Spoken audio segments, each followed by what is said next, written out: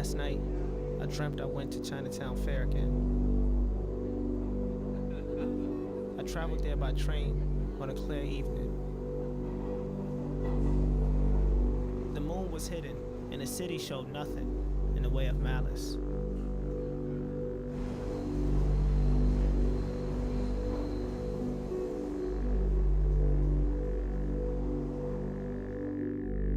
After all these years, the path to the arcade was ingrained, even in dreams.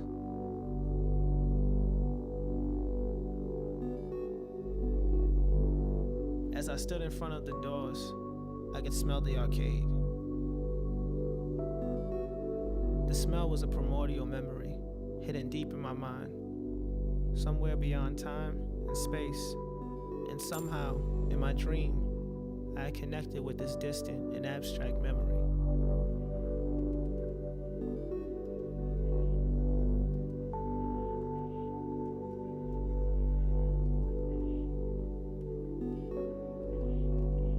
I had next.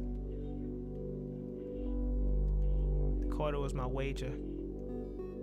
It embodied the game, the goal, which could be won or lost. All my pride and my disappointment and my joy was held in that quarter.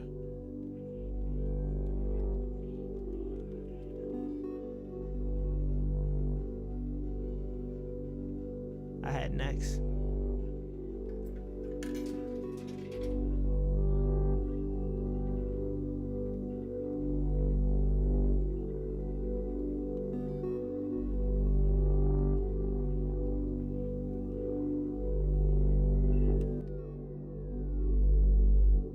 Quarter was lost into the deep abyss, plunked away with the hundreds of other quarters that fed the arcade. There was no way to get it back, for Chinatown Fair was no more.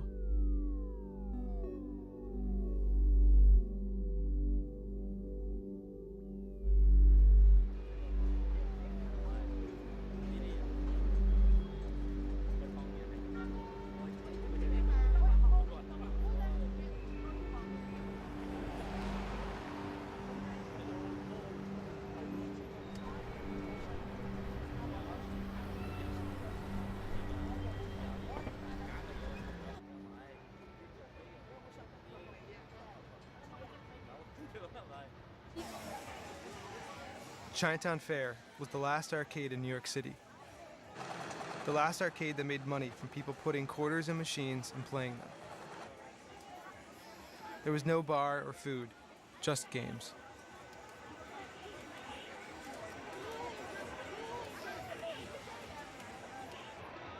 The crowd was mostly teenagers, born after the arcade boom of the 1980s, so the scene was not about nostalgia. Video games of every type lined the walls of the L-shaped room.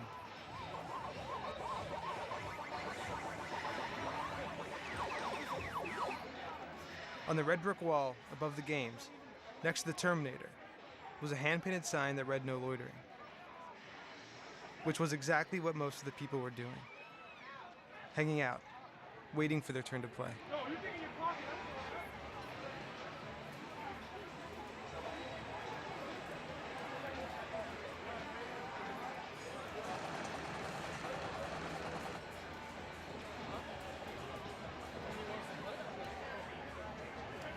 I began filming at Chinatown Fair after hearing a rumor that the arcade was closing. That's when I met Anthony Cali Jr.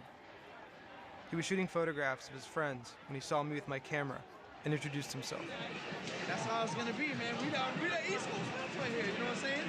New school and old school generation together. That's the way it's gonna be better. He told me that his parents first brought him to Chinatown Fair as a child, and that he grew up in the place. Third strike players right here. Well, not everybody, but... After meeting Anthony, the story of the arcade began to emerge.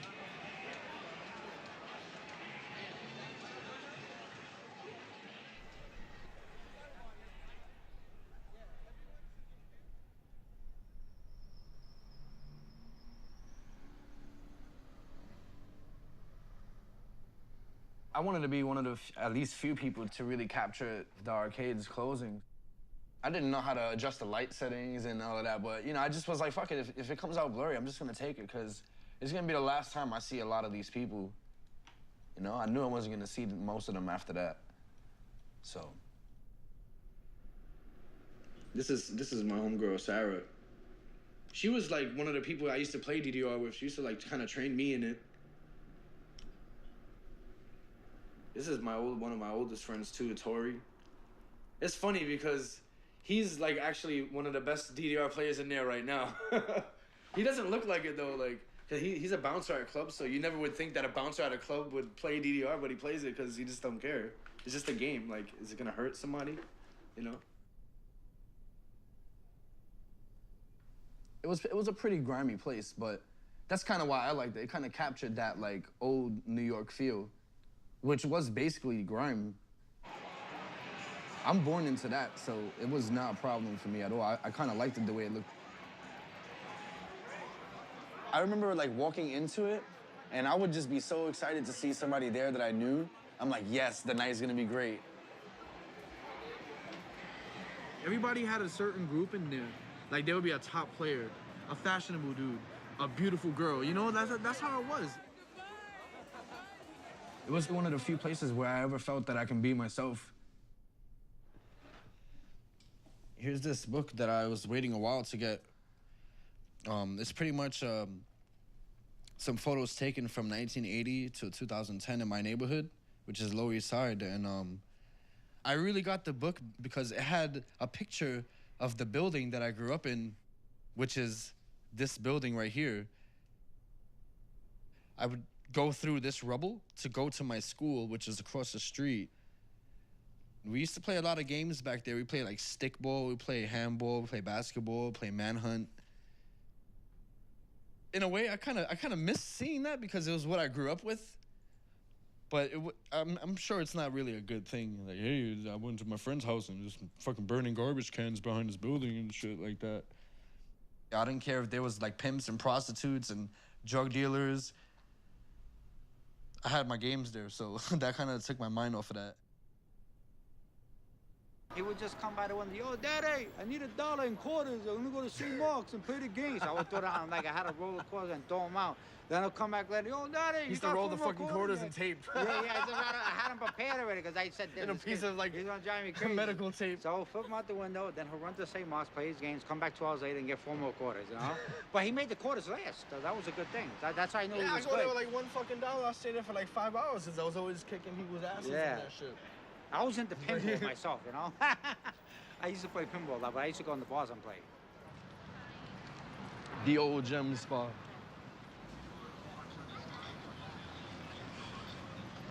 Yeah, so right here, Gem Spa was one of the spots a lot of cats used to come to play games. Yo, Zoltar, the great. And I can see your fortune. This is the only game they got now. It's fucking whack. So they used to be right over here? Yeah, they were like right here. They were backed against that wall, and then 2 here facing the opposite side and shit like that, yeah. When it was raining, the rain would just hit the machine, so like when you played the game, the screws on the game would kind of like electric shock you, so it was like a static shock. But yeah, we used, like a lot of the cats used to meet up over there, and I guess like around 98, all the games were gone. Yeah. Then I started going to Chinatown Fair and didn't stop going there after that.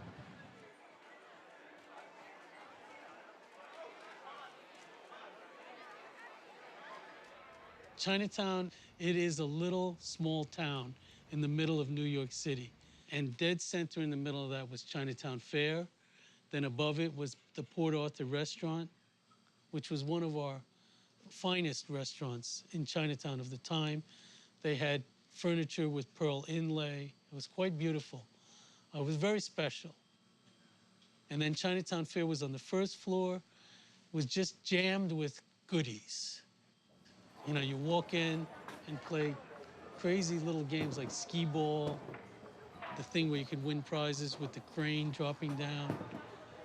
There was a really crappy, fun museum in the back. They called it a museum, but it wasn't much of a museum, and it was kind of a joke for tourists. You pay $0.25 or something and you go see it. The legendary Dancing Chicken was there then. It's the world-famous dancing and tic-tac-toe chickens of Mott Street. If you can beat the chicken, you bring home a bag of fortune cookies. But good luck, these chickens were trained by former students of none other than famed behaviorist B.F. Skinner. Hey kid, why do you think the chickens dance? Put in the money, there's a heater that burns up the bottom. It makes it very hot, and he just dances around. All right, man, why do they get in the groove? Because they hear the music, they start to dance. When the music stops, then they go in for their food. That's their reward. That's how they're fed. Wow, I bet they can't get too much to eat, can they? No, if you overfeed them, they die of a heart attack.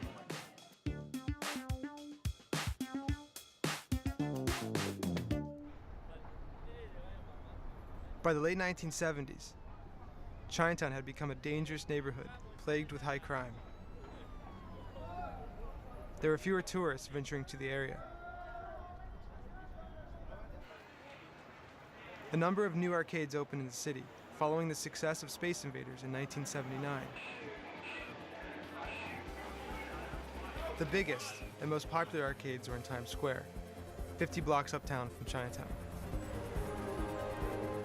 New York City does nothing halfway. If you look at how Times Square was from the 70s and the 80s, it's a city that does things bright, loud, and wonderful. And so the arcades were that as well.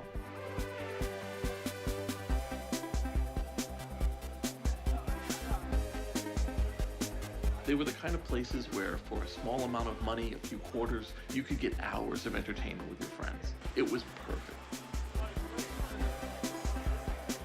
Try to imagine a world where this week it was Centipede, and the next week it was Defender, and the week after that it was Frogger, and the week after that Pac-Man. You know, that's magical. By 1981, there were 24,000 arcades in America. It was the golden age of arcades.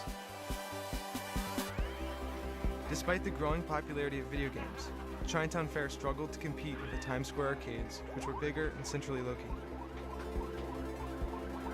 In 1982, Chinatown Fair was put up for sale.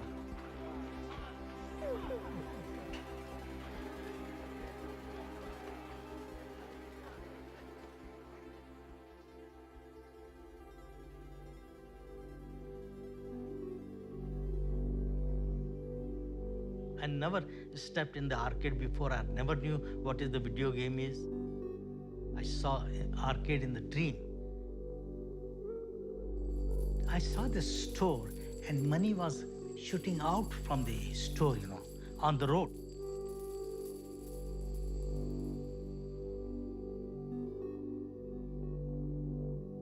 I saw an arcade in the dream. So I told my friend, what is this? I saw money coming, shooting out on the road from the arcade. He says, okay, Sam, come. So he got the newspaper. He says, let's see. Little that he knew that his friend was already looking at this business sometime. So when he took him to the place and Sam stands, I said, this is what I saw in my dream. First time I saw the arcade, for me, it was very surprising, very strange thing. I never knew that people put money and they play the game.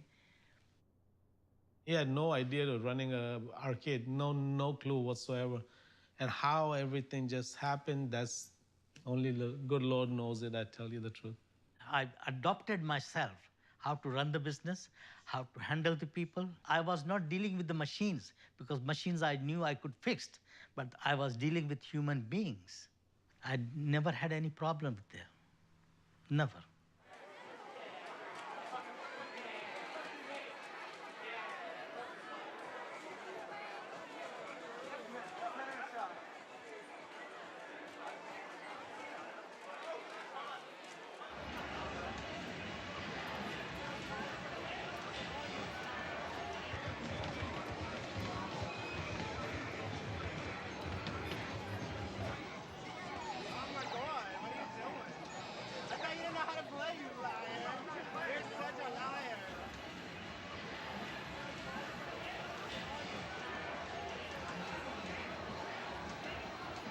My earliest arcade memory when I was 9.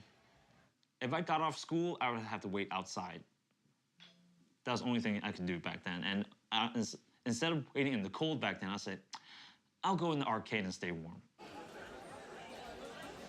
Everyone's playing games. They're all shaking their bodies, they're sweating. I said, what's going on here? I couldn't get the grasp of what is this? You know, why are people playing these games? That was interesting. I used to just go and see if stay there for a few hours, hang out there until the end of the night, almost every day because, you know, can't go back home. And why was that? Because I couldn't go home. Why? I didn't have the keys. You can't open the door. I always asked them, I'm 14 now. Why don't I have a key? My friends have keys. You don't trust me? I was like, no, that's what they said. The first time I met Sam was, he was tired one day and says, would you like to sweep the floor for me? And I was like, sweep the floor? Are you paying me? And then he said, yes, I'll give you $5. And I was like, oh, $5, that's a meal back then. And a drink. Henry was the unique person among all the employees, you know, unique person. I could depend on him. I could leave money and everything and walk out for him. I depended so much on him. He was very honest with me. The money was not the factor for him. He was not coming for money alone, but something else, you know.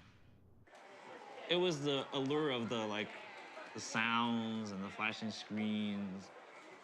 I was fascinated with electronics, how this machine operates, how they made it.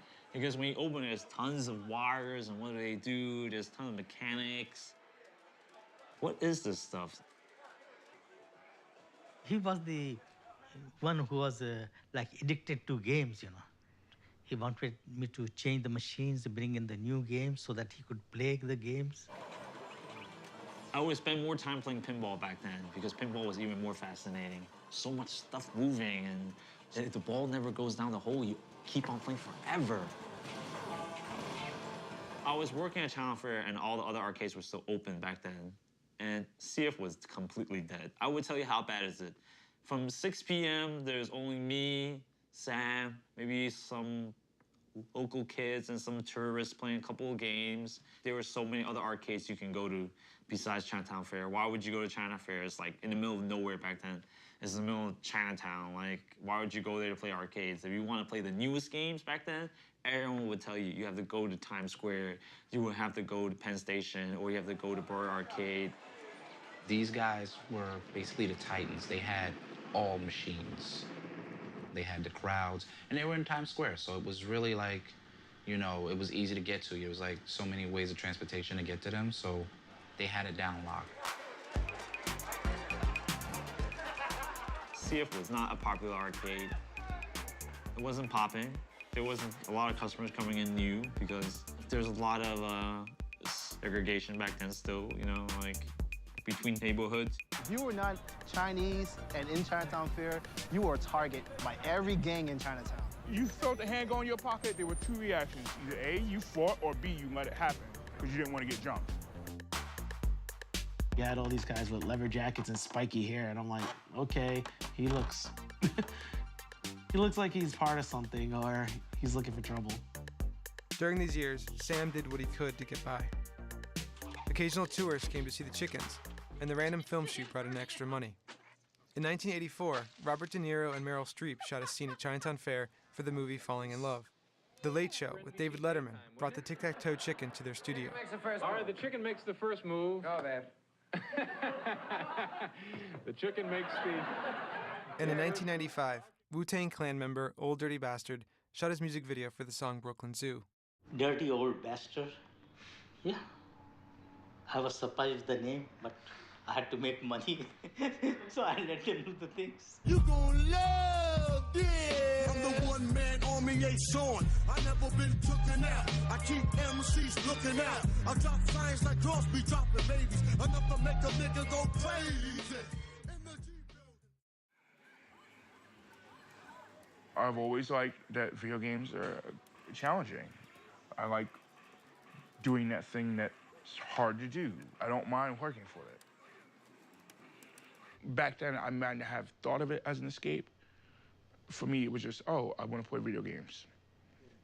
But I understood, like, as long as I could go play something, after I played, I was all right. I can say that the way I came up, no kid should have to come up. The first foster home I was in, at first the lady was nice, but her daughter didn't like any of the foster kids, and she didn't like me either. So that started to create a poisonous element in the house. And it became to the point where I was the one that, I was the problem. Everything was my fault. And it's like, you know, I'm not gonna put up with this. I'm not gonna tolerate this. I don't have to take this. I just started living on the street.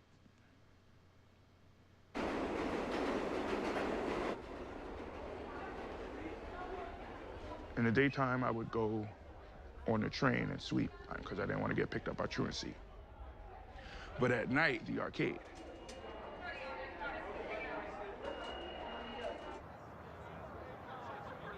Wandering from Central Park to Port Authority one day, I stumbled on a Playland. I went inside, I saw all the games. I was like, oh, this place is cool. And then sometimes, you know, I saw that people would drop quarters. I'm like, okay, so there's money here too. And then I got to the point where I got a little more bold and I would start going underneath the machines looking for quarters, and I'd find a lot of quarters. And I was like, oh, wow. So I can spend half of this on food and half of this on games. And then that ratio kind of got fucked up because then it would become 90% on games and 10% on food. And I didn't really care though, you know. One night, one of the guys just like, he's like, you know, I see you here all the time diving under the machines. Like, what's up? Is everything okay? It's like, where do you live? And I was like, I was hesitant to talk. I was like, but I knew he probably wouldn't say anything because he see me all the time and he hadn't said anything yet. So I spilled my guts. I told him I ran away from a foster home, blah, blah, blah, living on the streets. And he was like, well, we have a couch downstairs, and if you want to help out, you can. And I was like, okay. So I lived in Playland for a little while. And it was like a brown leather couch in the basement. It was all right.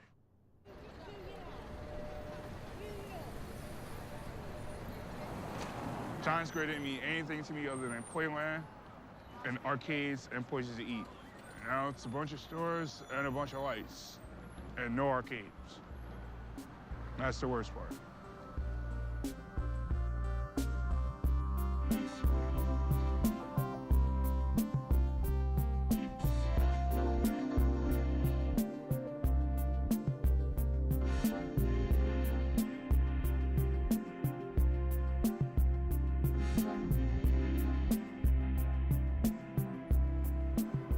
This used to be Playland. Well, I want the cake. Yeah, I want the cake, but I want my arcades back. The first one that closed down was Time Out at Penn Station Break. The next one following within the same year was Burr Arcade. They closed down because they lost their lease. Only Playland was left. And then that closed down, and then there was no arcade. By the 1990s, arcades across America were closing. People were playing video games at home, not at arcades. There had been home consoles before, but in 1986, the Nintendo Entertainment System was released and proved how great the potential was for home consoles. The video games at home became as good or better than the video games that you were going to pay money for. If they were good games, they would take you months to play. They didn't have to turn everything into a slugfest. They could be emotional, they could be long, they could be interactive in a way that you could stretch out over hours. So it didn't take long for them to murder arcade games. I didn't like playing at home that much because at home you can't share your experiences. You only share with yourself. You know, like if you're playing a game like, yeah, I beat it finally, and you turn around and it's like, it's only me, you know. The console just wasn't as fulfilling for certain people as the arcades. That whole chess match, that whole pitting your skill against other people, either you didn't have it and you quit, or you wanted it and you decided to pursue wherever it went. It was like, okay, where does everybody go now to play? And they're like, oh, we all go to Chinatown. What happened was Chinatown Fair was the last arcade in Manhattan. The last. And that's when people started coming down. A lot of people that I used to know that couldn't find an arcade, I told them, like, hey, go to Chinatown Fair, there's only one. Sam had kept Chinatown Fair open by keeping costs down. He worked 7 days a week and did most of the maintenance on the games himself. He was also lucky that rent in Chinatown had remained low compared to the rest of the city. After Playland closed, we went over to CF. And, well, they had everything that I had played before and everything that I had read in magazines but never got to play. And it was just like, holy shit, this place is great.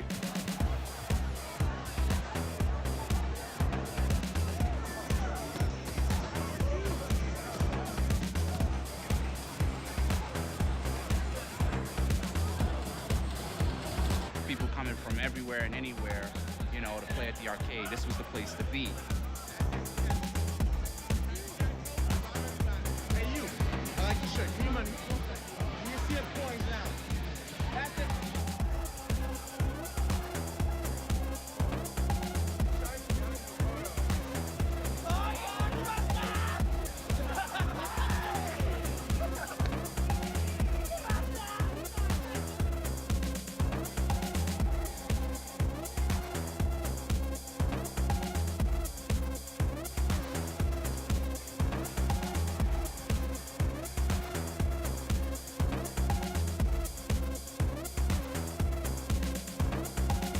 Different communities grew around the different types of games. There were the rhythm gamers, the racers, the shooters, and the fighters, which more than any other group came to define Chinatown Fair. Chinatown Fair had this like rumor go around like the best players play at Chinatown. But then of course the best players play at Chinatown. There's no other arcade to play at. And then I think a lot of people will start coming down and start to see that it was true. And they started to build up this kind of mystique about the place. This was the spot for Street Fighter. I mean, this is the spot for Marvel. This is Marvel country right here.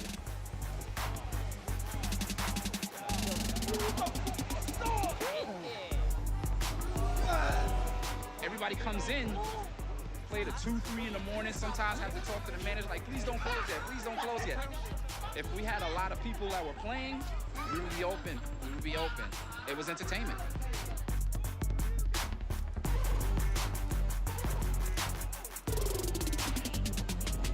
Draw.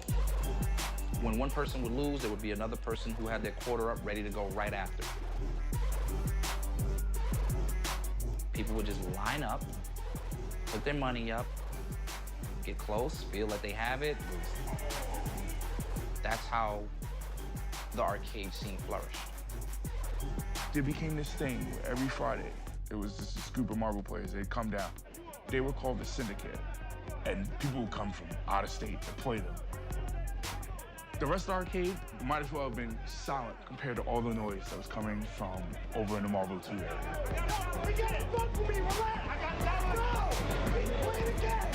There'd be money matches where people would play a set, and people on the other side watching and betting. Those were where some of the best matches and rivalries were born.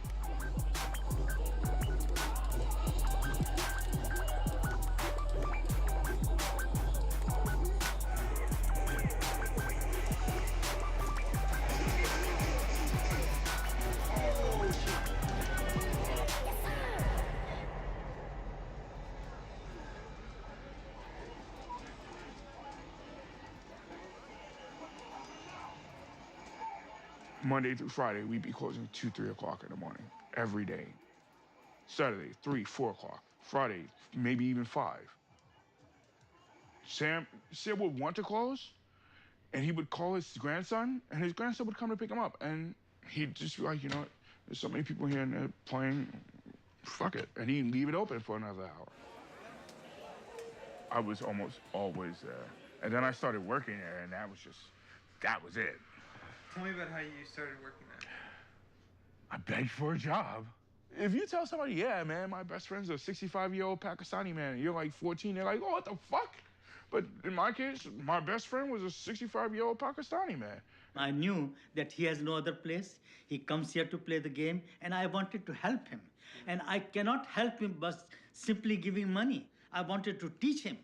If you work, you get money. Man, I was hired and fired on 13 different occasions. I was hired. That was the tactics I used to use so that he could come out as a good man again. And but I knew he will be coming, so I was waiting there for him. the way I came up. I didn't really trust anybody, I didn't really want to deal with anybody, I didn't want to talk to anybody. Sam was the only adult that I wasn't scared of. As a kid, it was really hard to find an adult that you could just talk to about anything. For me, that was Sam. And that's something that every kid should have.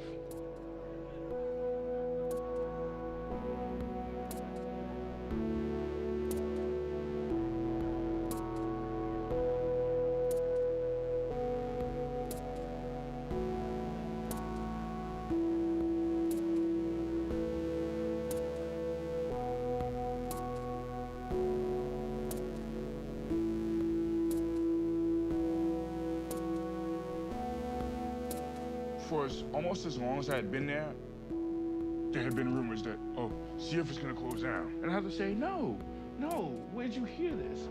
We're doing fine, we're not going anywhere. And then, we weren't doing fine. More and more games, more and more fighting games that, were the driving force behind our business came out on console first. And less of those games were getting arcade releases.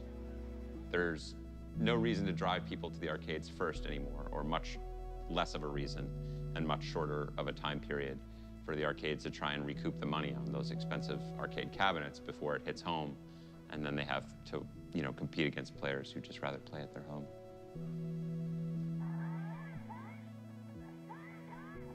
In 2007, Capcom, producer of the Street Fighter series, announced that Street Fighter IV was in production. To the dismay of the arcade industry in America, Capcom revealed that Street Fighter IV would not have an arcade release in the United States. The game would be released for the Xbox 360 and the PlayStation 3. It was the first time a new Street Fighter would not be in American arcades. Henry Sen was determined to bring the game to Chinatown Fair. Because cabinets were not being imported, Henry built custom cabinets with parts he bought from China. So instead of buying them from Japan, I built these cabinets in my garage. It was made out of wood. He succeeded in bringing the game to Chinatown Fair 8 months before the home console version was even for sale in the US. When news spread that Chinatown Fair had the game, people came from all over to play.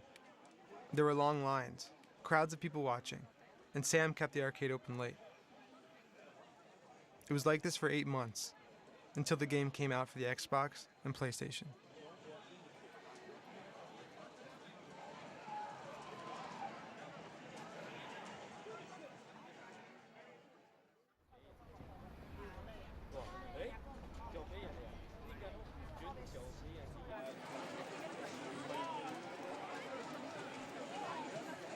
A lot of the current gamers, they won't experience or appreciate what we had. You'll never have that experience of a pat on the back, a handshake, respect, all that. You'll never get that anymore. What's going on, man? How you doing? But yeah, I knew this guy for years, man. I knew Peter for years. So now hearing that this is closing, we gotta find another spot to migrate to. We gotta find it. It has to happen. If it doesn't, we're done.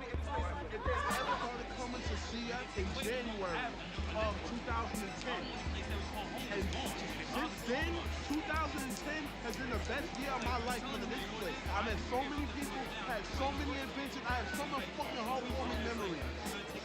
I do not want to lose this thing. I do not want to relocate because I was too over everything. No.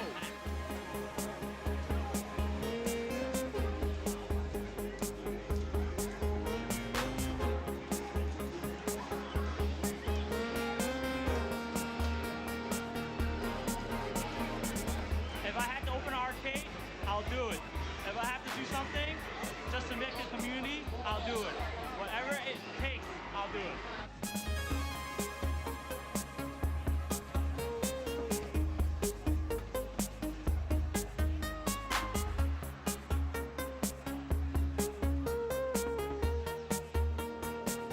Thank you so much. Thank you so much, man. Them too, because I feel very comfortable with these people. Very comfortable. I belong here. Yes. Thank you.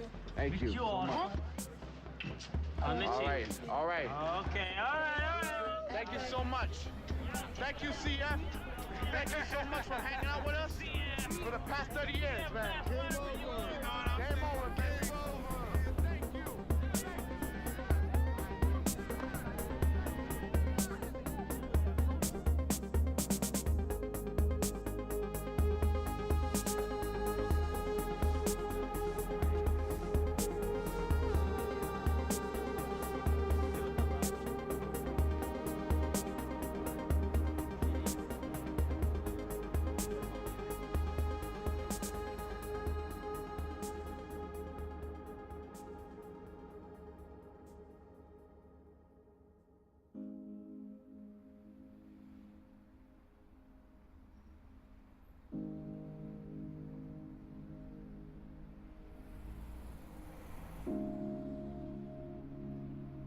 The morning after Sam lowered and locked the gate at 8 Mott Street for the last time, the first epitaph appeared.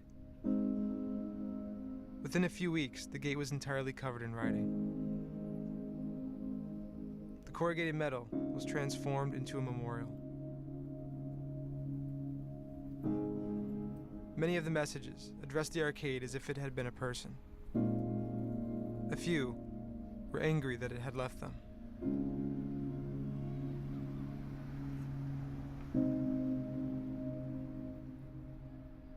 I don't want to sign a gate. I don't want to. Because to me, that would be me saying, okay, I'm done. And I'm not going to do that.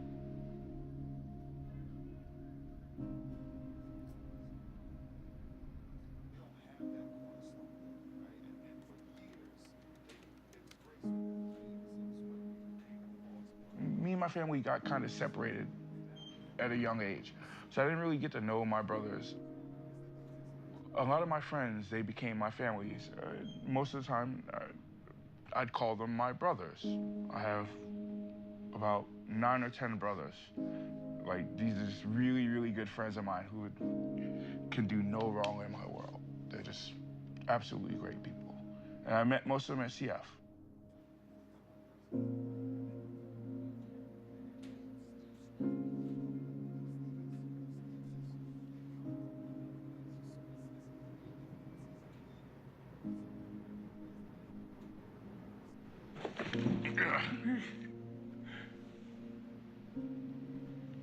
All I want to do is stroke his chin, but he has to bite me.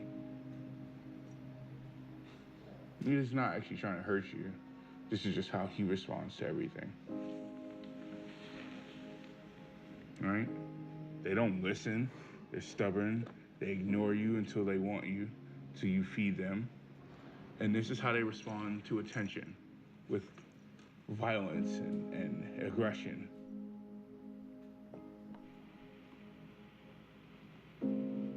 See, now he wants to be pet. Right?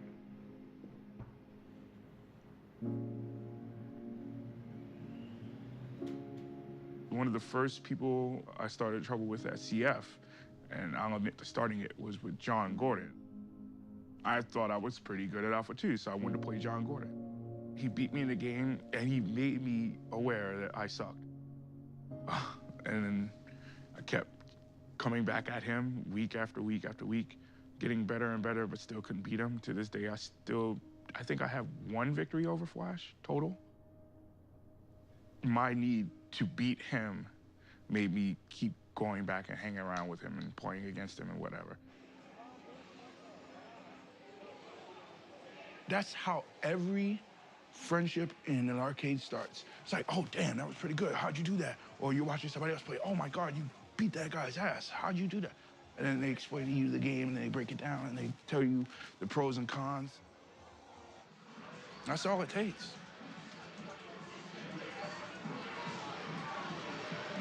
Fuck, yo!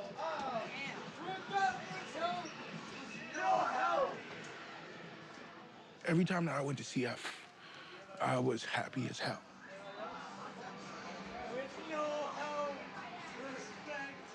It was the one place where I didn't feel like anything was wrong. I was actually happy there.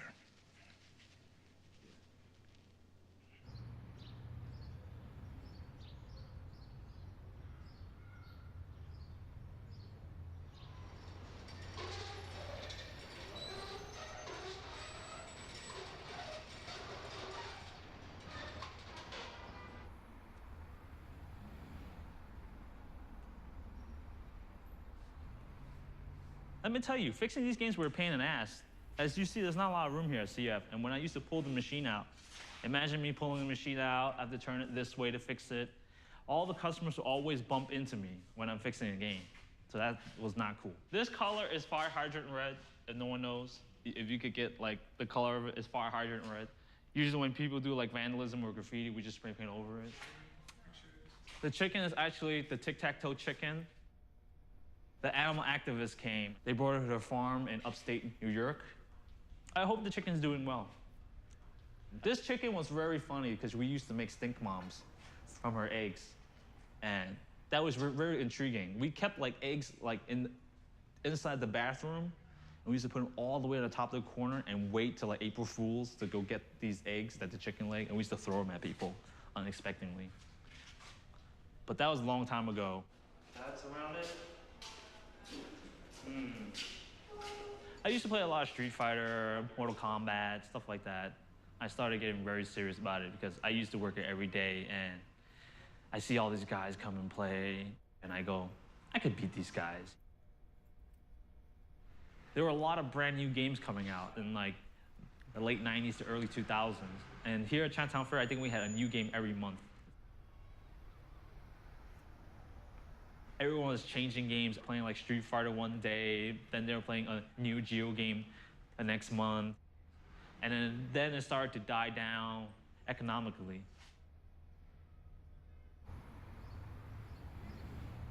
I offered Sam money to buy it up. He said no, and I told him like, I'm only doing this because I care about the future of the business and the community. You know, I don't want the community to die.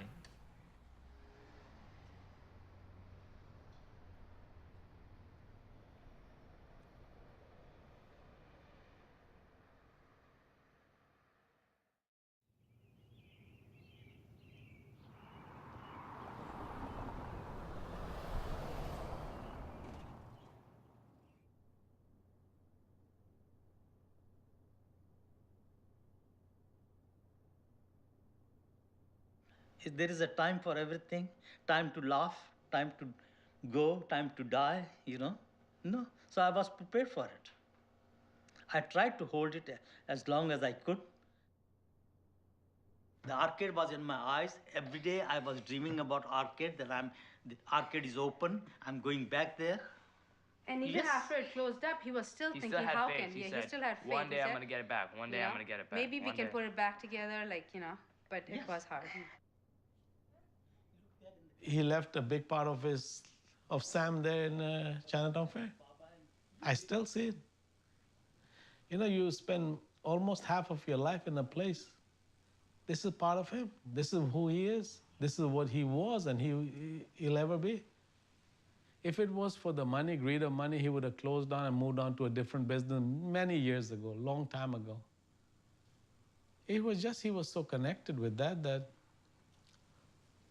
that was his family. That was his one big family, Chinatown family. This is my take. I don't remember that he spent that much time with my sisters and me. He was always busy, company trips and always on travel and all. What we missed out, Chinatown Fair got it from him. You know, missed out going places with him, missed out going school play things and whatever. And I believe those kids in Chinatown received all that was due to me and my sisters. So he probably was fulfilling what was inside of him and releasing that, made up for that, so. Well, sometimes you do. You feel that you miss them. People and friends, you know, you have there. But it's the same thing, like you have a kid, he grows up at home, and the time comes, he marries, he leaves home. See?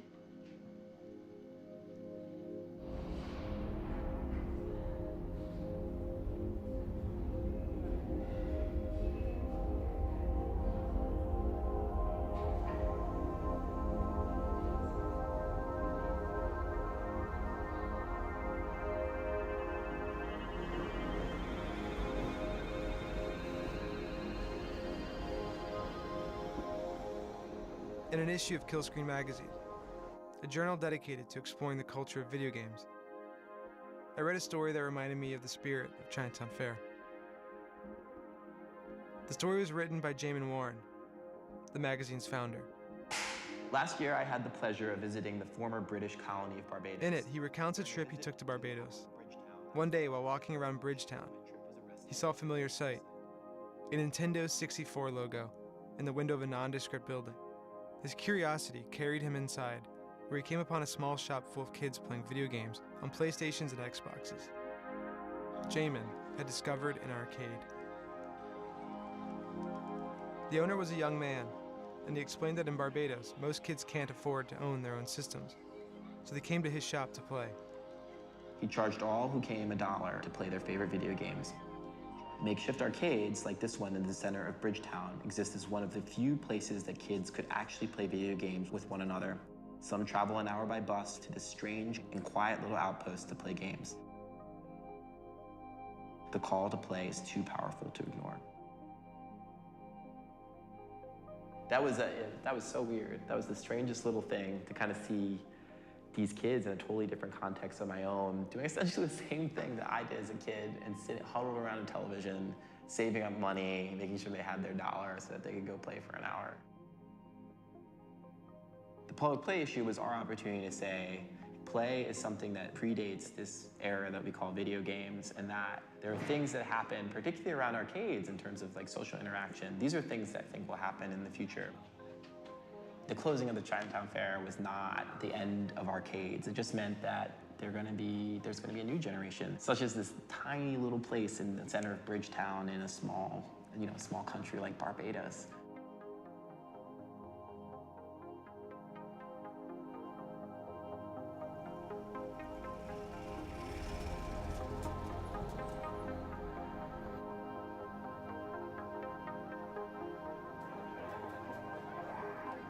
It's not a family fun center. You're not here to get tickets and laugh, spend time with the family. You're here to train, you're here to get better, you're here for competition.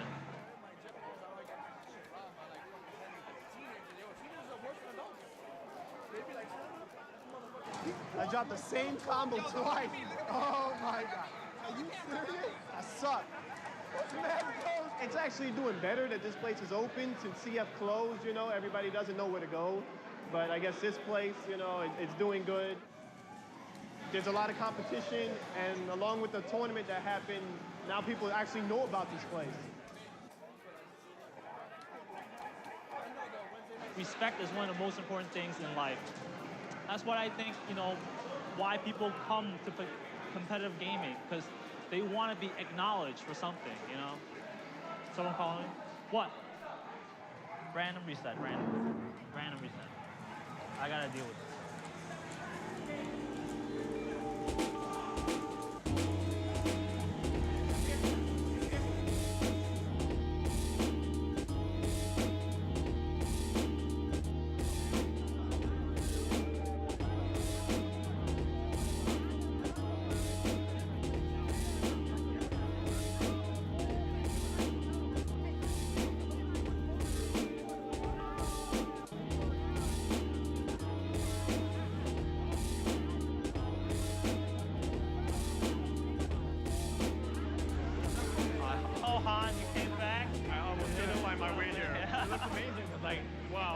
It's changed. It's different. We have drinks here at the start when you come in, so you get some drinks if you're thirsty. Someone's Chinese food is here. Please come to the front. And we also have Chinese food is here. Please come to the front. We also have a table area where you can sit and eat, converse, talk about your matches or upcoming matches. Some people are waiting for their matches playing Connect 4. Where did this come from? This actually came from Chinatown Fair. I bought it because it's one of my favorite pieces too. I like In the Groove. This is Ben Fong. He's doing some repairs on the machine, constantly doing maintenance to make sure everything's working right. This large area back here is a stream area. We stream the tournament here each week so people can watch online live. The numbers are constantly growing. 8,000 to 10,000 people watch every Wednesday. Streaming is actually a new advent to the community, and it's influenced the players that want to come. They bring hype to the store. They also bring hype to the game. It's a big aspect of the business these days.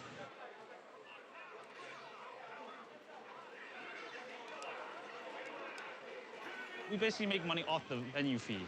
So when people come here, they have to pay $3 per hour for the first hour and $2.50 onwards. And we basically run a lot of our games off the Xbox system and the PlayStation 3. But we generally do that because it's more affordable. Some people prefer the cabinets because it brings back the arcade feel. That's it. But in today's reality, it's nostalgia is not really quite that profitable. Please listen for your name and the station. You get those things right, you'll have no problems. When Henry was first planning to open next level, I was like, well, CF is closing. If you open a new place, I'm on board. The venue fees kind of split the CF community, but the people who came for the games and for the community, they come. Bad Brog and Lee Chung to the stream station. You guys are starting off the AE stream.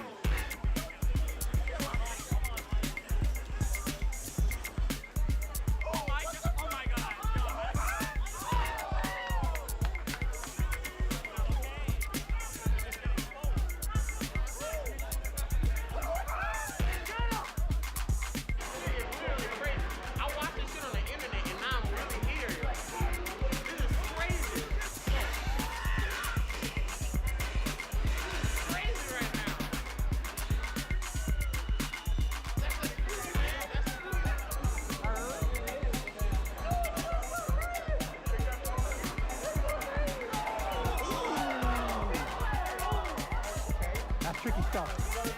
You gotta got grab. Oh no! He's done, yeah? Oh.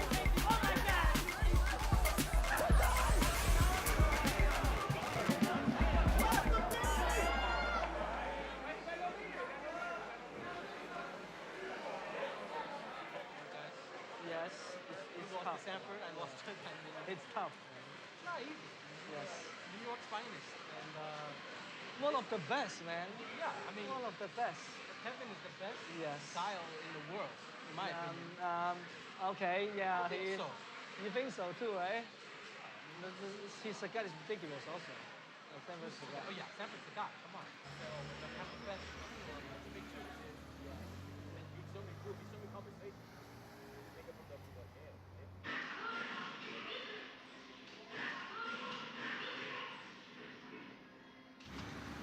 We'll see. What? What's we'll see? I don't understand this shit.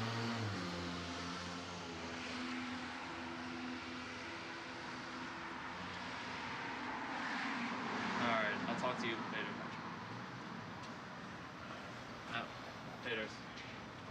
So Kurt, did you hear? Sam says someone's gonna invest money into Chinatown Fair and try to reopen it.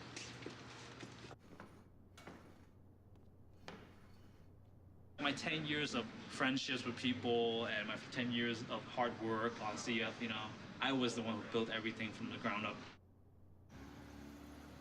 Players there won't respect the new owners, and this just blow the place up. No, when I open, that place will never make any money. Yeah. If I open it up, it will make money.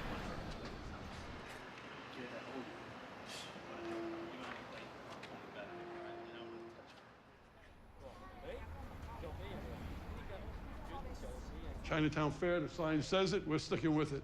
You can't argue with a business that was successful for 35 years. And I think if they had rotated into what we're doing, they would have still been successful. You know, getting rid of all the red, I think, was a great idea, like getting rid of all this. But I think this will be more family-oriented.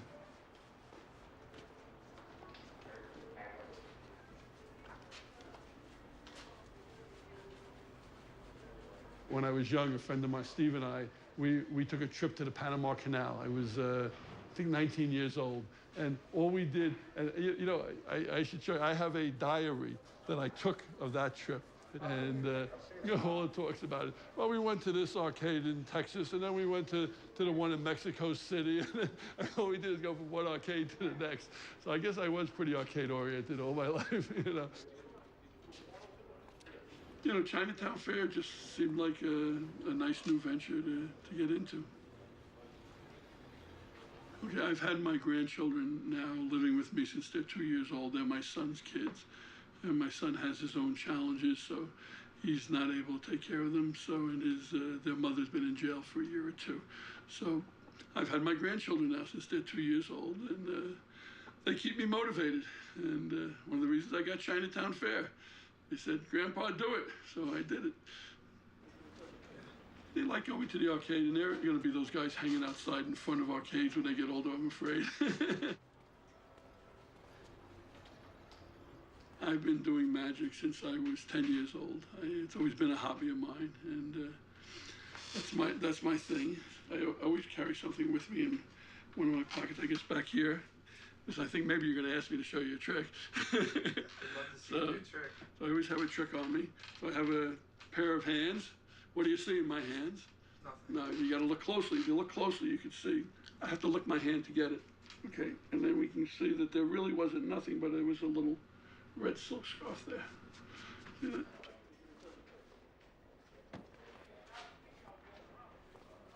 Well, the ultimate goal with the arcade, as is most business, is to make more money. And so we're trying to find which pieces, which games will bring in more people. Teenagers are welcome here. We want them as much as anybody else, but we want to bring in the families. And to bring in the families, there's got to be more than just fighting arcade games. I don't know what we're going to do up front there. See all the graffiti on? I don't know if you saw, there's all kinds of graffiti outside on the gate. I'm going to paint that.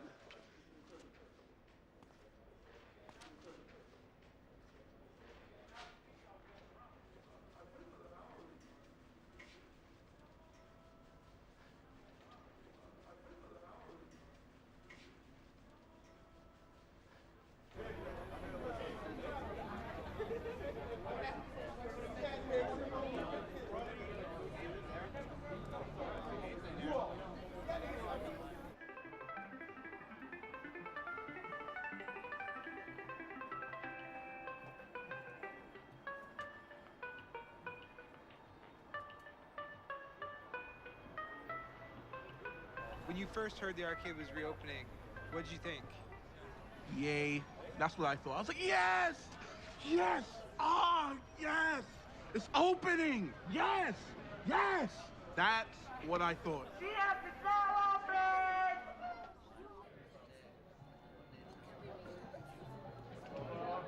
Oh my God.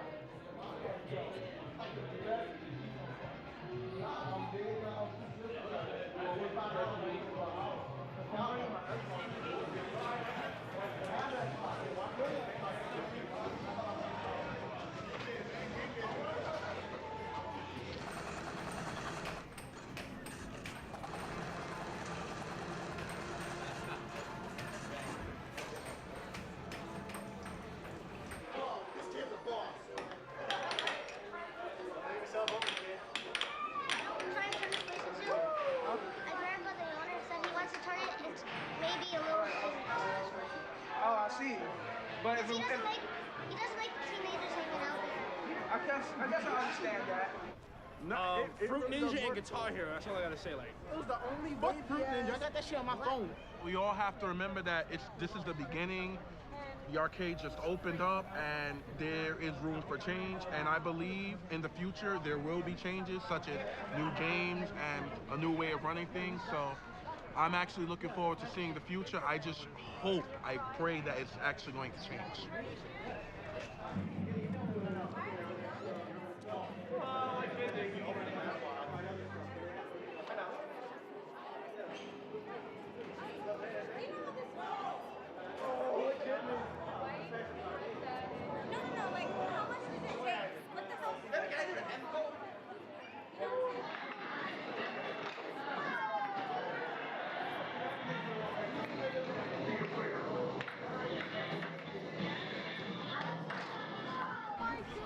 If you had bought it, what would you have done here? What would have done here? Wizard of Oz is on its way here. It's got a 2-month backup. I know. Wizard of Oz is very popular. You've seen it? I've seen it. Man, this industry is very hard. Like, Princess Man once told me, it's like, the worst thing you can do is open something that you love. Because you don't know when it's time to close the doors. Good point. Yeah, he told me that, and I was like, oh, so right. No, Matt. No, Matt. Hello, Lonnie speaking. How can I help you? Go ahead. No, you take Worth east. Away from the water. Away from the water. All right, bye. I enjoy this business. a long time ago. In the 90s, I enjoyed it. And, you gotta get back to enjoying it. If you enjoy it, then you never work a day in your life. That's the trick. You gotta enjoy it. I do enjoy it. Nice meeting you. I do enjoy it.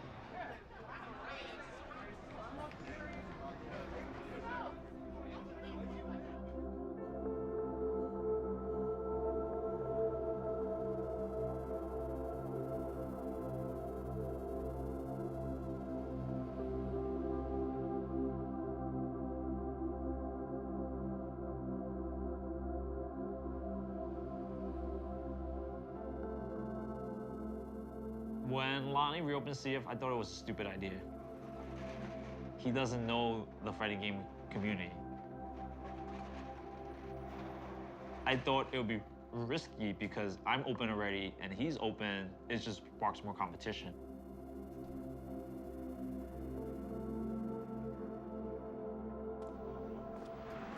I'm trying to make this community survive. It's been more than a year, but I want to survive longer. It's difficult, though. It's not going to be Chinatown Fair. It's not going to be what it used to be. I mean, if I'm going to go to see it just so that I can say I went, but I'm going in with more expectations.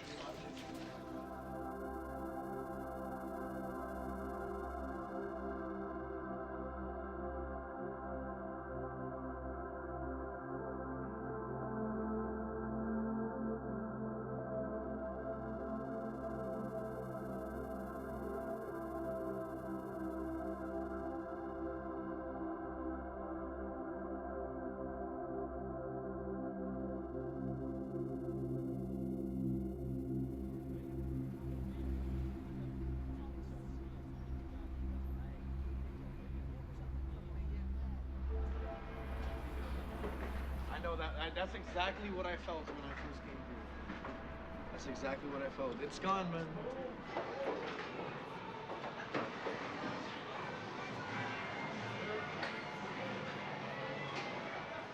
You used to come here for competition to face some of the best players in New York City? And now you come here? And you spin to win.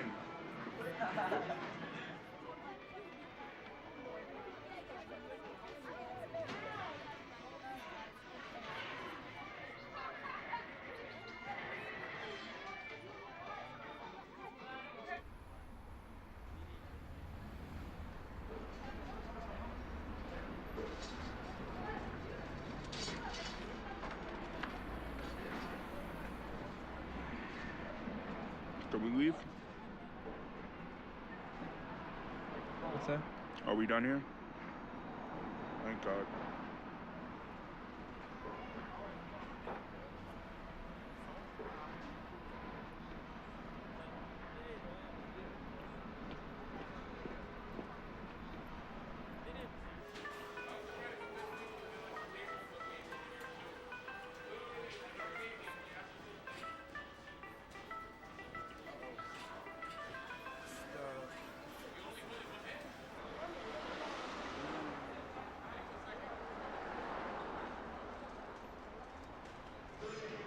The reason I'm disenchanted with Chinatown Fair is the revenues have gone down 50% since we opened the first few months.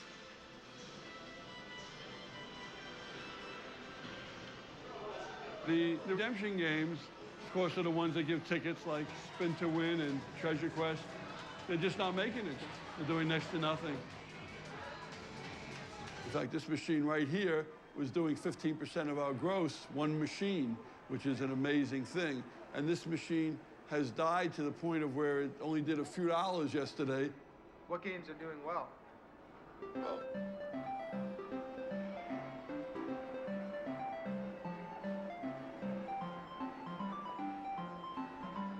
Still sings. $32,000, I better do something.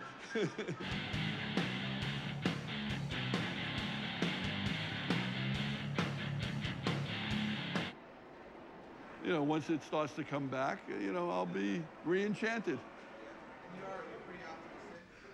Oh, I'm sure we can come back. You know, I'm 95% sure we'll be successful long range. I mean, we've gotten quite a few different little communities that have formed The DDR has a little afternoon crowd of teenage kids, boys and girls, mostly girls, that come and just play for an hour or so. And then later on, it's a whole different crowd that comes in, a different community, a different group, a little clique, 5, 10, 15 kids, mostly older, older kids. We got a new machine called Re-Rave that's doing phenomenal. We've got a big following. Sometimes 5, 10 people come in here and wait in line to play it every day.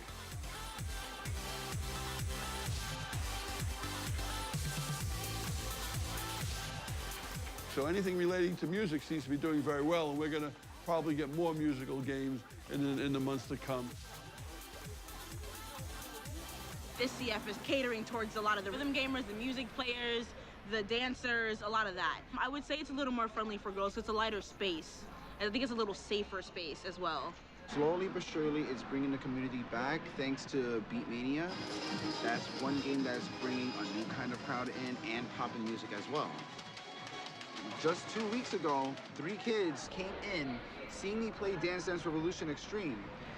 They were amazed by how I was playing it, and they really wanted to give it a shot. They really wanted to learn. It's really fun. It's a really great way to build a community. Have you seen them come back? Yeah, I actually have. I saw them come back last week.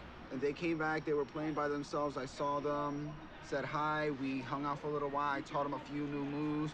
Slowly but surely, they're getting out of the whole joking around, oh, I'm just gonna stomp here and there, to a more, I'm gonna play seriously and I wanna have fun and show that I'm actually getting better. Even though a lot of people do complain that it's not the old CF, it's still really fun. So I say that it's not such a bad place to be. I think it's a really good place.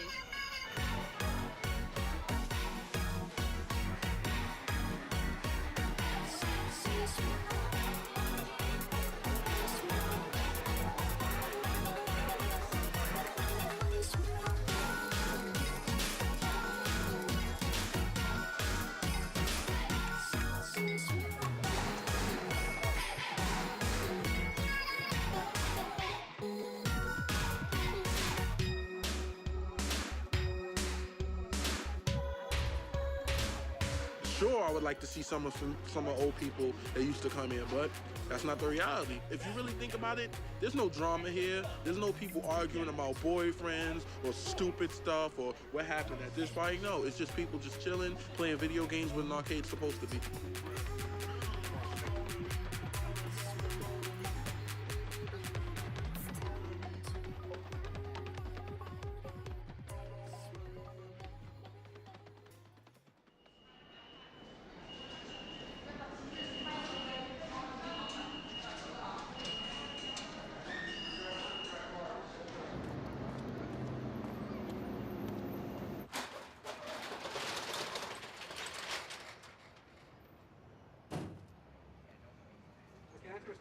Nope. You know how it works. Every week we expand a little more. Like more and more people know about the place. I see new faces every day. I'm personally getting more and more work days every day, so I'm happy. The place is growing. I spent. Santa Paula Scott, right? I had like 30 and I spent. I honestly can't tell you what would be next. I'd like to be here when my hair is gray. Me with arthritis in my left hand, still beating people in altitude. And the community is huge. Or it's back to what it was at the peak. Hopefully the games that come out support this and make this happen, because you can't do much without the games. You gotta have the games.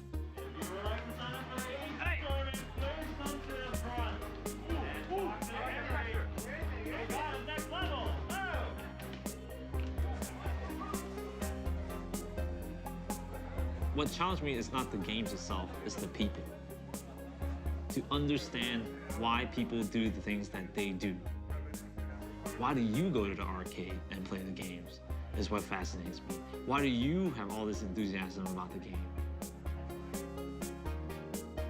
That's the mystery that I'm trying to solve.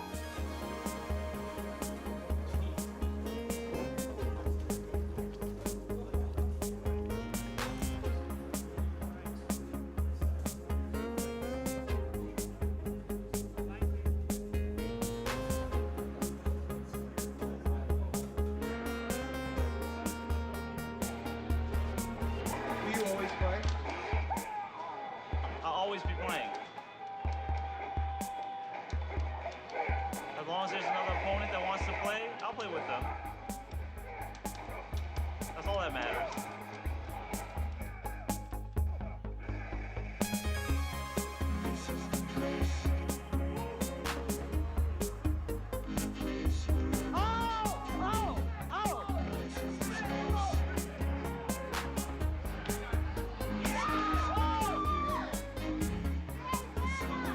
Guys, I want to thank you for tuning in as always. Spooky, of course, I want to thank Spooky for coming out and streaming.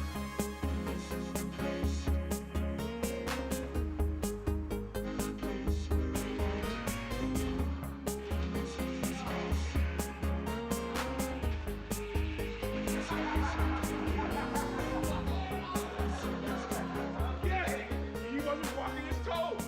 That's Ken. You protect your feet.